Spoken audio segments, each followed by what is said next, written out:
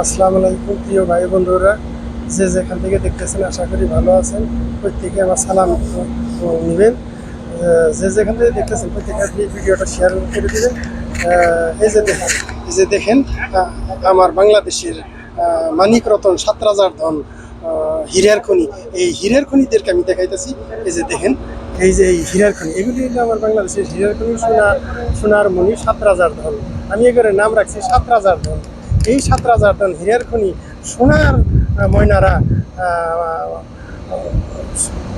প্রবাস থেকে এই যে তীব্র গরমের মধ্যে দেখেন, প্রখণ্ড রোদের মধ্যে তারা নিজে সকাল 7টা থেকে রাতে 2টা পর্যন্ত তারা কাম করবে। যে গোটা বানাইলে প্রখর রোদের শেষ নেই, এই রোদের মধ্যে তারা এই যে দেখেন, যে এদের নাম রাখছে বাংলাদেশের রেমিটেন্স। এই রেমিটেন্স দ্বারাই যদি কোনো বিপদে করে এম্বাসিতে যায় এবং বাংলাদেশের পাসপোর্ট অফিসে যায়, তারা সহযোগিতা বলতে কিছুই পায় না, ধারে ধারে ঘুরন লাগে। কিন্তু এখান থেকে লক্ষ লক্ষ টেকাটা এই সোনার ময়না পাখিরা এই হীরার খনিরা টেকাটা মাথার ঘাম পায়ে ঝরাইয়ে এই টাকাটা তারা পাঠাইতেছে।